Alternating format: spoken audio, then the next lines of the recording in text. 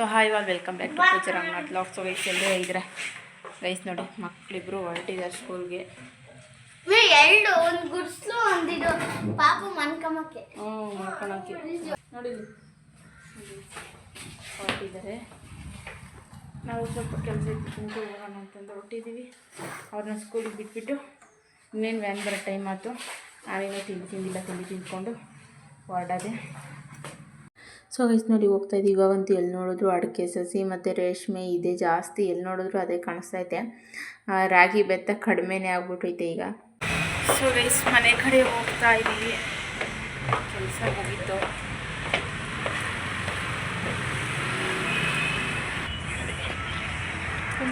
ತುಮಕೂರಲ್ಲಿದ್ದೀವಿ. ಹೊರಟ್ವಿ, ಇನ್ನೇನು ಕೆಲಸ ಮುಗೀತು. ಸೊ ಮನೆಗೆ ಹೋಗ್ಬಿಟ್ಟು ಹೋಗ್ತಾ ಏನಾದರೂ ವಿಡಿಯೋ ಮಾಡೋಕ್ಕಿದ್ರೆ ಸಿಗ್ತೀನಿ, ಇಲ್ಲಾಂದರೆ ಮನೆಗೆ ಹೋಗ್ಬಿಟ್ಟು ಸಿಗ್ತೀನಿ. ಸೊ ಬರ್ತಾ ನೋಡಿ ಮಳೆ ಸ್ಟಾರ್ಟ್ ಆಯಿತು. ನಮ್ಮ ಮನೆ ಸ್ವೆಟ್ರು ನಾನು ಹಾಕೊಂಡು ಕೂತ್ಕೊಂಡಿದ್ದೀನಿ. ಹಿಂದೆ ಚಳಿ ಅಂದರೆ ಸ್ವಲ್ಪ ಸೈಕ್ಲೋನ್ ಥರ ಬರ್ತಿತ್ತು. ಸೊ ಅದಕ್ಕೆ ಚಳಿ ಬೇರೆ ಆಗ್ತಿತ್ತಲ್ಲ, ನಾನೇ ಸ್ವೆಟ್ರ್ ಹಾಕೊಂಡು ಕೂತ್ಕೊಬಿಟ್ಟೆ. ಒಂದು ಸ್ವಲ್ಪ ಹೊತ್ತು ನಿಲ್ಲಿಸಿದ್ವಿ, ಅಲ್ಲಿ ಮಳೆ ಜೋರಾಯಿತು. ಸೊ ಇಸ್ ನೋಡಿ ಈಗ ಬಟ್ಟೆ ಸ್ಟಿಚ್ ಮಾಡಿಬಿಟ್ಟು ಕೆಳಗಡೆ ಬಂದು ಇನ್ನೇನು ಮಕ್ಕಳು ಬರ್ತಾರೆ. ಸೊ ಅದಕ್ಕೆ ಕೆಳಗಡೆ ಬಂದೆ. ಇದು ಈಗ ಬರ್ತಾರಲ್ಲ ಮಕ್ಳು, ಇನ್ನೇನು ಅವ್ರು ಹಾಲು ಕಾಸಿ ಆರಿಟ್ರೆ ಆರ್ಕೊಳ್ಳುತ್ತೆ, ಬಂದಮೇಲೆ ಕುಟ್ಕೊಳ್ತಾರೆ. ಸೊ ಡ್ರೆಸ್ ನೋಡಿ ಯಾವ ಥರ ಇದೆ. ಇದು ಕ್ವಾಡ್ ಸೆಟ್ ಚೆನ್ನಾಗಿದೆ, ಕ್ವಾಲಿಟಿ ಚೆನ್ನಾಗಿದೆ. ಸೊ ಗೈಸ್ ನೋಡಿ ಬಟ್ಟೆ ಸ್ಟಿಚ್ ಮಾಡೋಕ್ಕೆ ಇವಾಗ ಮೇಲ್ಗಡೆ ಬಂದೆ. ಏನಂದರೆ ನಾನು ಲಾಗು ಎಂಡ್ ಮಾಡಿಲ್ಲ, ಯಾಕಂದರೆ ಲಾಗ್ ಸ್ವಲ್ಪ ಲೆಂತ್ ಕಡಿಮೆ ಇತ್ತು. ಸೊ ಅದಕ್ಕೆ ನಿನ್ನೆದು ಲಾಗ್ ಎಂಡ್ ಮಾಡಿಲ್ವಲ್ಲ, ಅದಕ್ಕೆ ಅದೇ ನಿನ್ನೆ ಲಾಗಿಗೆ ಇವತ್ತು ಕಂಟಿನ್ಯೂಷನ್ ಲಾಗ್ ಮಾಡ್ತೀನಿ. ಸೊ ಫ್ರೂಟ್ಸ್ ಎಲ್ಲ ತೊಗೊಂಡು ನೋಡಿ, ಫ್ರೂಟ್ಸ್ ತೊಗೊಂಡು ಮೇಲ್ಗಡೆಗೆ ಬಂದೆ. ಬಟ್ಟೆ ಸ್ಟಿಚ್ ಮಾಡಬೇಕಲ್ಲ, ಹಂಗೆ ತಿಂದುಬಿಟ್ಟು ಫ್ರೂಟ್ಸ್ ಎಲ್ಲ ತಿಂದುಬಿಟ್ಟು ಬಟ್ಟೆ ಸ್ಟಿಚ್ ಮಾಡೋಣ ಅಂತ ಬಂದೆ. ಏನಂದರೆ ವರಮಹಾಲಕ್ಷ್ಮಿ ಹಬ್ಬಕ್ಕೆ ಫ್ರೂಟ್ಸ್ ಎಲ್ಲ ಬಂದಿದ್ವಲ್ಲ, ಒಂದು ಬ್ರೇಷನ್ ಫ್ರೂಟ್ಸ್ ಇದೆ, ಅದು ಬೇಗ ಹಾಳಾಗ್ಬಿಡುತ್ತೆ ಫ್ರೂಟ್ಸು. ಇವಾಗ ಬೇರೆ ಥಂಡಿ ಅಲ್ವಾ, ಸೊ ಬೇಗ ಹಾಳಾಗುತ್ತೆ ಫ್ರೂಟು. ಅದಕ್ಕೆ ಆ್ಯಪಲೆಲ್ಲ ಕಟ್ ಮಾಡ್ಕೊಬಂದೆ ತಿನ್ನೋಣ ಅಂತಂದು. ಮತ್ತು ಸಂಜೆಗೆ ಎಲ್ಲರೂ ಬಂದಾಗ ಫ್ರೂಟ್ ಸಲಾಡ್ ಏನಾದರೂ ಮಾಡಬೇಕು, ಇಲ್ಲಾಂದರೆ ಅದು ಬೇಗ ಕೆಟ್ಟೋಗ್ಬಿಡುತ್ತೆ ಫ್ರೂಟೆಲ್ಲ. ಅದಕ್ಕೆ ಬಾಳೆಹಣ್ಣು ಸ್ವಲ್ಪ ಹಣ್ಣಾಗಿದ್ದಾವೆ, ಚೆನ್ನಾಗಿ ಸ್ವಲ್ಪ ಜಾಸ್ತಿ ಹಣ್ಣಾಗ್ಬಿಟ್ಟಿದ್ದಾವೆ. ಹಾಗೆ ಇದು ಮರಸೇಬು ಅದೆಲ್ಲ ಸ್ವಲ್ಪ ಕೆಟ್ಟಂಗೆ ಆಗಿಬಿಟ್ಟಿತ್ತು, ಒಂದು ಪೂರ್ತಿ ಕೆಟ್ಟಂಗೆ ಆಗಿಬಿಟ್ಟಿತ್ತು, ಹಚ್ಬಿಟ್ಟು ಬಿಸಾಕ್ತೆ. ಈಗ ನಾನು ಸ್ವಲ್ಪ ಹಚ್ಕೊಂಡ್ಬಂದಿದ್ದೀನಿ. ಸೊ ಅವೆಲ್ಲ ಖಾಲಿ ಆಗಬೇಕು ಅಂದರೆ ಫ್ರೂಟ್ ಸಲಾಡ್ ಮಾಡಿದ್ರೆ ಬೇಗ ಖಾಲಿ ಆಗುತ್ತೆ. ಸೊ ಅದಕ್ಕೆ ಫ್ರೂಟ್ ಸಲಾಡ್ ಮಾಡೋಣ ಸಂಜೆಗೆ ಅಂತ ಈಗ ಮಾತ್ರ ಸುಮ್ಮನೆ ಒಂದು ಆಪಲ್ಲು ಮತ್ತು ಬಾಳೆಹಣ್ಣು ತೊಗೊಂಬಂದೆ, ತಿಂದ್ಕೊಳ್ಳೋಣ ಅಂತಂದು. ಕರೆಂಟ್ ಐತೆ, ಹೆಂಗಿದ್ರು ಬಟ್ಟೆ ಸ್ಟಿಚ್ ಮಾಡೋಕ್ಕೆ ಸರಿ ಹೋಗುತ್ತೆ. ಇವತ್ತೊಂಥರ ಸ್ನಾನ ಮಾಡೋಕ್ಕೆ ಬೇಜಾರಾಗೋದು, ಒಂಥರ ಚಳಿ ಆಗೋದು. ಸ್ವಲ್ಪ ಈಗ ಬಿಸಿಲು ಸ್ಟಾರ್ಟ್ ಆಗೈತೆ. ಈ ಚಳಿಗಾಲ ಅಂದರೆ ಅಷ್ಟೇ, ವೆದರು ಒಂಥರ ವೆದರ್ ಇರುತ್ತೆ ನೋಡಿ, ಚಳಿ ಆಗ್ತಿರುತ್ತೆ. ಸ್ನಾನ ಮಾಡಲಿಕ್ಕೆ ಬೇಜಾರ, ಬೋರ್ ಅನಿಸುತ್ತೆ ಸ್ನಾನ ಮಾಡಲಿಕ್ಕೆ. ಪ್ಲಗ್ ಒಳಗಡೆಯಿಂದ ಹೊರಗಡೆಗೆ ತಗೋಬೇಕು. ಒಳಗಡೆ ಪ್ಲಗ್ಗು ಇದು ಒಳಗಡೆ ಹೋಗ್ಬಿಟ್ಟೈತಲ್ಲ, ಸೇಫ್ಟಿ ಪಿನ್ ಒಳಗಡೆ ಹೋಗ್ಬಿಟ್ಟೈತೆ. ಅದು ಪ್ಲಗ್ ಇಟ್ಟರು ನಿಲ್ಲಲ್ಲ ಅದು, ಅದಕ್ಕೆ ಹೊರಗಡೆಯಿಂದನೇ ಪ್ಲಗ್ ತೊಗೊಂಡು ಬಟ್ಟೆ ಸ್ಟಿಚ್ ಮಾಡ್ಕೊಳ್ಳೋಕ್ಕೆ ಈ ಪ್ಲಗ್ ಹೊರಗಡೆಯಿಂದನೇ ತೊಗೊಳ್ತೀನಿ ನಾನು. 3 ದಿನ ಆಯಿತು ಬಟ್ಟೆ ಸ್ಟಿಚ್ ಮಾಡಿ. ಸೊ ಇವಾಗ ಬಟ್ಟೆ ಸ್ಟಿಚ್ ಮಾಡ್ತೀನಿ. ನೆನ್ನೆಲ್ಲ ತುಮಕೂರ್ಗೆ ಹೋಗಿದ್ವಲ್ಲ, ಸೊ ಬಂದು ಒಂದು ಬ್ಲೌಸ್ ಸ್ಟಿಚ್ ಮಾಡಿದೆ. ಒಂದೇ ಬ್ಲೌಸ್ ಸ್ಟಿಚ್ ಮಾಡಿದ್ದು, ಒಂದು ಬ್ಲೌಸ್ ಸ್ಟಿಚ್ ಮಾಡಿಬಿಟ್ಟು ಒಂದೆರಡು ಹುಕ್ಸ್ ಎಲ್ಲ ಹಾಕಿದೆ ಅಷ್ಟೇ. ಇವತ್ತೊಂದು ಸ್ವಲ್ಪ ಕಟ್ಟಿಂಗ್ ಮಾಡಿಬಿಟ್ಟು ಬಟ್ಟೆ ಸ್ಟಿಚ್ ಮಾಡಬೇಕು. ಕಟ್ಟಿಂಗ್ ಮಾಡಿರೋವಿಲ್ಲ, ಖಾಲಿ ಆಗಿದ್ದಾವೆ. ಸೊ ಕಟ್ಟಿಂಗ್ ಮಾಡಿಬಿಟ್ಟು ಸ್ಟಿಚ್ ಮಾಡಬೇಕು. ಡ್ರೆಸ್ಗಳಿದ್ದಾವೆ, ಟಾಪ್ ಸ್ಟಿಚ್ ಹಾಕೋವಿದ್ದಾವೆ, ಮತ್ತು ನೈಟಿ ಇದೆ, ಬ್ಲೌಸ್ ಸ್ಟಿಚ್ ಮಾಡೋವಿದ್ದಾವೆ, ಇಷ್ಟೆಲ್ಲ ಇದ್ದಾವೆ.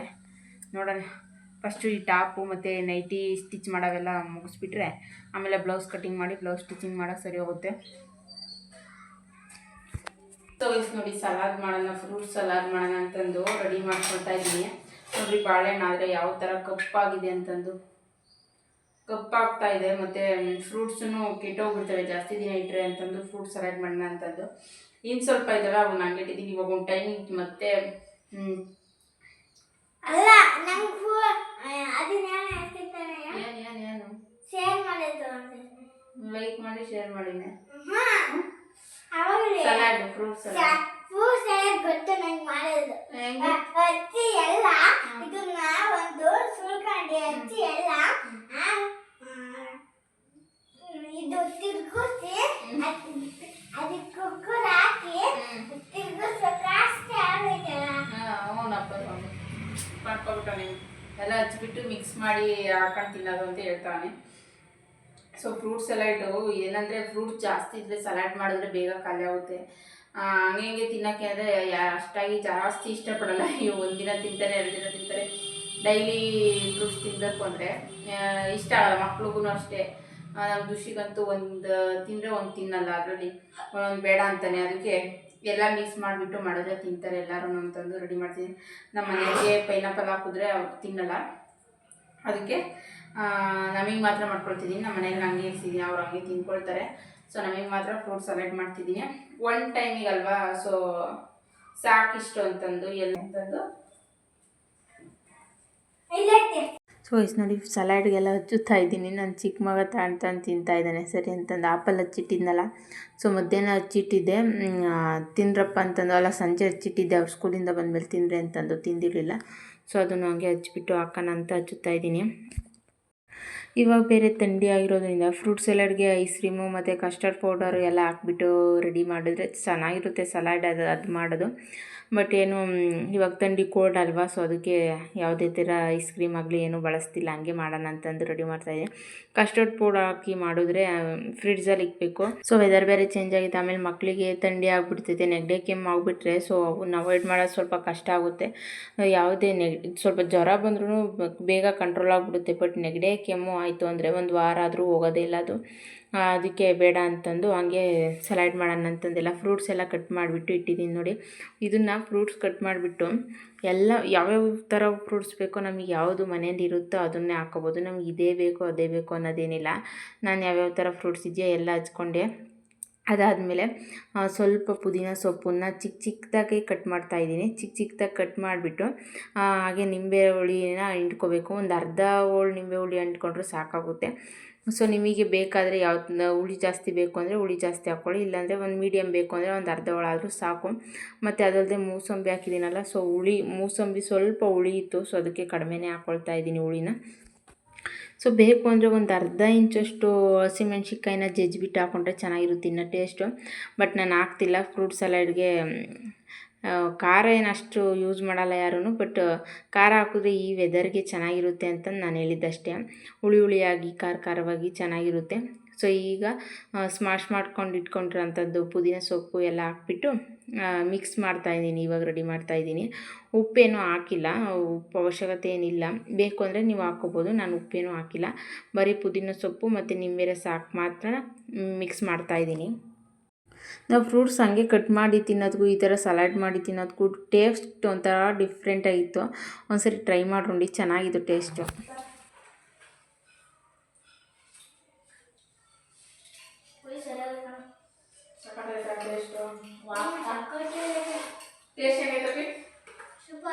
ಸೂಪರ್ ಆಯ್ತಾ?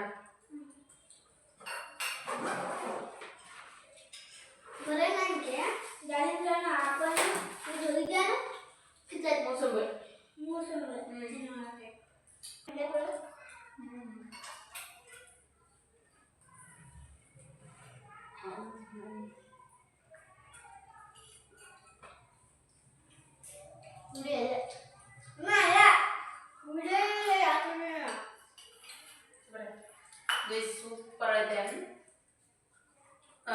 ಇದು ಈ ವೆದರ್ಗೆ ಇದಕ್ಕೆ ಒಂದಿಷ್ಟು ಒಂದು ಅರ್ಧ ಇಂಚಷ್ಟು ಹಸಿಮೆಣ್ಸಿಕಾಯಿ ಕೂಡ ಪುದೀನ ಜೊತೆ ಕುಗ್ಬಿಟ್ಟು ಹಾಕಿದ್ರೆ ಇನ್ನೂ ನೆಕ್ಸ್ಟ್ ಲೆವೆಲ್ ಅಂತಲೇ ಹೇಳ್ಬೋದು. ಸಕ್ಕತ್ ಟೇಸ್ಟಿಯಾಗಿ ಖಾರ ಹುಳಿ ಹುಳಿಯಾಗಿ ತುಂಬ ಚೆನ್ನಾಗಿರೋದು.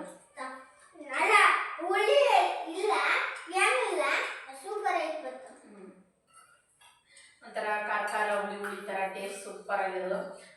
ಪುದೀನ ಚಿಕ್ಕ ಚಿಕ್ಕದಾಗಿ ಕಟ್ ಮಾಡಿಬಿಟ್ಟು ಸ್ಮಾಶ್ ಮಾಡಿ ಹಾಕಿರೋದಕ್ಕೆ ಒಂಥರ ಫ್ಲೇವರ್ ಸಕ್ಕತ್ತಾಗಿದೆ. ಫ್ಲೇವರ್ ಚೆನ್ನಾಗಿ ಬರುತ್ತಿದ್ದು. ಏನಂದರೆ ಒಂದು ಸಿಂಗಲ್ ಹಂಗೆ ಫ್ರೂಟ್ ತಿನ್ನೋದ್ಕಿಂತ ಅದು ಬೇರೆ ಥರ ಟೇಸ್ಟ್ ಕೊಡುತ್ತೆ. ಈ ಥರ ಮಿಕ್ಸ್ ಮಾಡಿಬಿಟ್ಟು ಈ ಥರ ಸಲಾಡ್ ಮಾಡ್ಕೊಂಡು ತಿಂದರೆ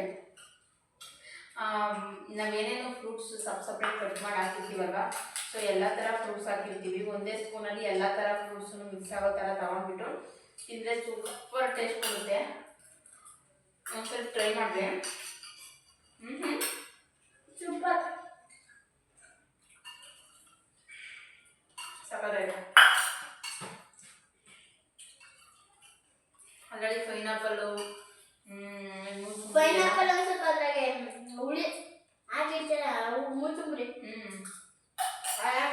ಇದು ಮೂಸುಂಬಿ ಹುಳಿ ಅಷ್ಟೇ, ಪೈನಾಪಲ್ ಏನಿಲ್ಲ. ಚೆನ್ನಾಗಿದೆ. ಮಿಕ್ಸ್ ಮಾಡ್ತೀರಾ, ಹುಳಿ ಹಿಂಡ್ಕೊಂಡಿದೆ.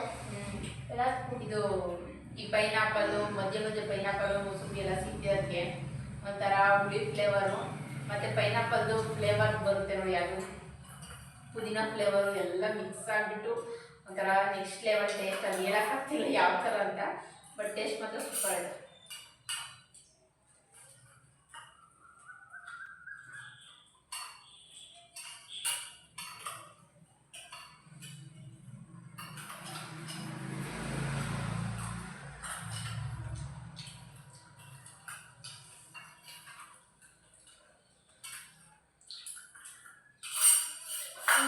ಸಕ್ಕರೆ ಹಾಕ್ಬೋದು,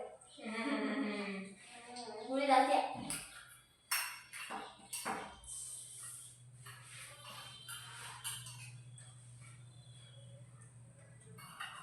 ಸಿಟ್ರಸ್ ಫ್ರೂಟ್ಸ್